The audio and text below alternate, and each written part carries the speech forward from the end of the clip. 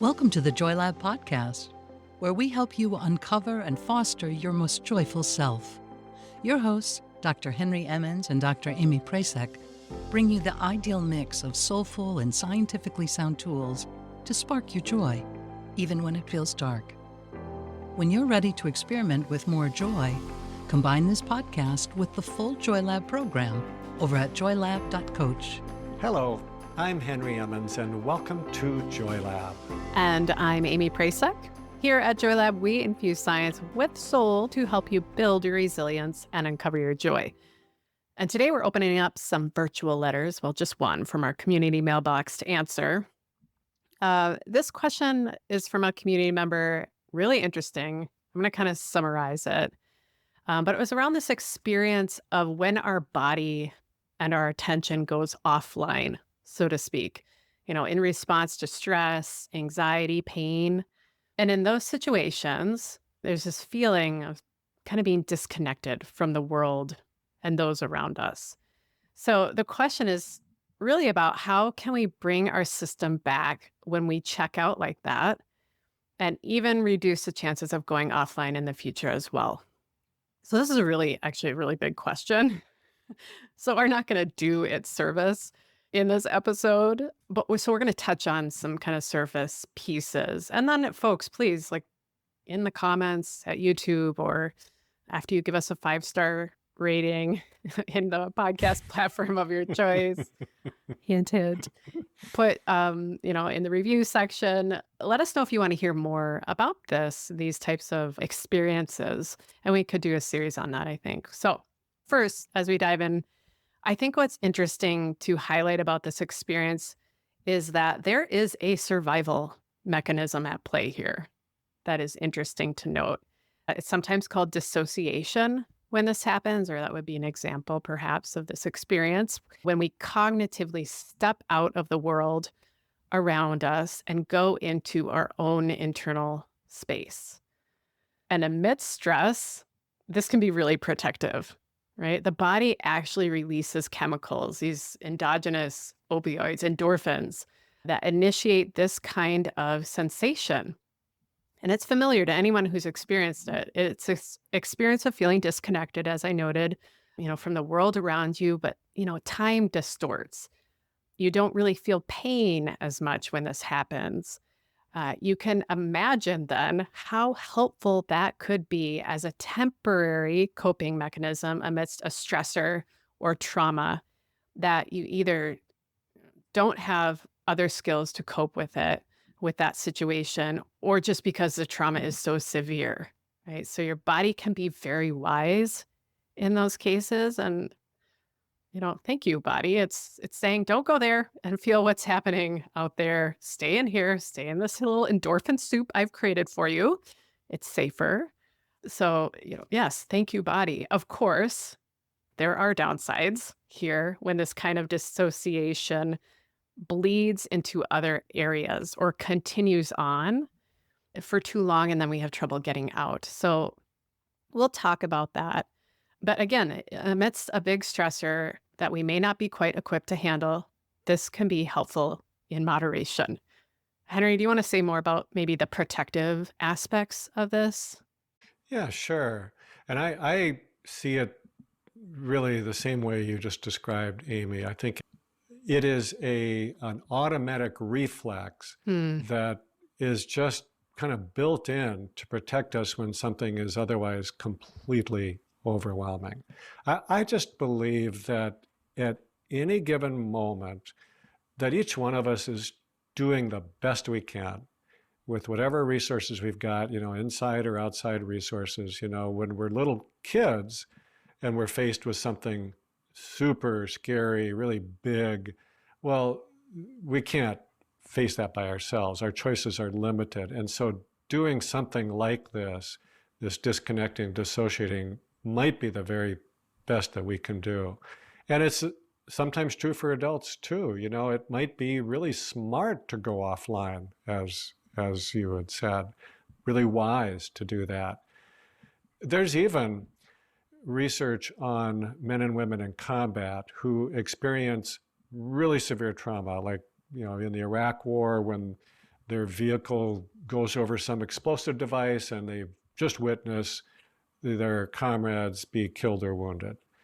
As soon as they got back to their base in the study, they were given a handheld video game, I think it was Tetris, in order to intentionally distract their mind and basically to disconnect on purpose for a short period of time.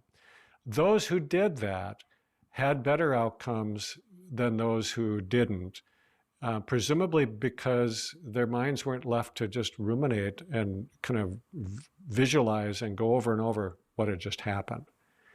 So I don't think that part of this is the problem. I think it's what happens later on for some folks, where this might become their default mode, so that any stress that comes along, big or sometimes small, could trigger a similar type of dissociation. And so what started out as a helpful kind of wise body coping strategy might become a trap, almost a prison that can really become hard to break out of. Yeah, I'll share an example of this because I think I've experienced both sides of this, of very much appreciating dissociation and also, oh, I'm in the prison of dissociation as well, right? These things can come together, but there is a way out. So I remember when my dad died, the night he didn't come home, I was 17 and I had zero coping skills. I was not supported in any coping skills growing up. And I think there's a lot of us that can agree have had that as our childhood experience as well. And while he was missing, so he was missing for 9 days. And I went about my usual routine, really, for those 9 days in this weird slow motion state full of these endogenous opioids that were like carrying me through the hallways of my high school, walking down the halls, oblivious to the rumors and pointing fingers around me. I mean, literally, I had no idea what was going on around me. I was in my own world, robotically walking through the motions. Thank you, dissociation. Because I couldn't have handled it, quite honestly. I was not equipped. And that did continue for a while for me. A little too long, as I said. I had zero coping skills for his death and the aftermath, right? So during those 9 days, absolutely, check me out. I was okay with that. The problem came afterward. I couldn't stay there. We can't stay there. You just can't function meaningfully in that checked out state. It's just not possible. I envision a possum too. Like we have these bite freeze states, just as much as fight, just as much as flight. There is a purpose there. But that possum needs to get up and like get some water and get some food and hang out with their possum friends. So how do we get back into the world? How do we get our system back online? And how can we create some new patterns to stop this cycle of returning to that space if it's become a well-worn path? Henry, what are your thoughts here? Well, I think a lot depends on how severe, how strong the trauma was and how long ago it was. So how entrenched are the patterns? Big difference between 9 days and 9 years, let's say. I think it also matters, how skillful was a person at the time that it happened, and also later on, what kind of skills can they bring into this to help them get out of it? It is such a high-level skill to be able to do this. I think it requires like really, really massive skills. So, it's pretty hard to expect a person to do it on their own as an adult, much less as a 17-year-old. That's just too much to expect. I think there are some really good strategies of grounding strategies that people can use in the moment if they're starting to go offline, especially if it doesn't have too strong of a hold on them. And we'll say more about that. We've got some previous podcasts where we went into that quite a bit. But when things are really, really difficult, like what you described, Amy, I think that one really needs a lot of skilled support to be able to develop those abilities to work themselves through that. And that, that is doing something like good trauma-informed therapy. And practicing mindfulness, I think, not only, but maybe along with the good therapy, learning to be more present is a really, really helpful thing to undertake side by side with the therapy. But even that, I think it would take a while to develop enough skill to really be able to work with those especially tough patterns that have a firm hold on us. I think it's so important what you noted there, that it's such a high level skill to stop the dissociation, to stop the freeze offline state. And, we can focus on these skills to come back sooner. It's similar to what we were talking about, I think, in another episode on judging ourselves. I mean, I know it's kind of a light, maybe, topic compared to thinking about dissociation, but this idea of trying to stop the judgment, trying to stop this physiological response, that's not really the point necessarily, right? I would say it's more about this idea of how can we develop the coping skills to deal with what's happening and to be equipped for the next time it comes so that perhaps we don't go into that offline freeze state as often. And when we do, and I've been here, whoops, I'm checking out. I am offline. To have that awareness to come back. So you soften the judgment, I think, on that initial response. Does that resonate, Henry? Yeah, and I think, something in what you said too is that this is something that you can choose to do on purpose. It's very different, I think, if this is done intentionally, just knowing that this is what I need to do right now, versus having it happen just automatically outside of your control, Yes. where you also then have a very hard time intentionally bringing yourself back.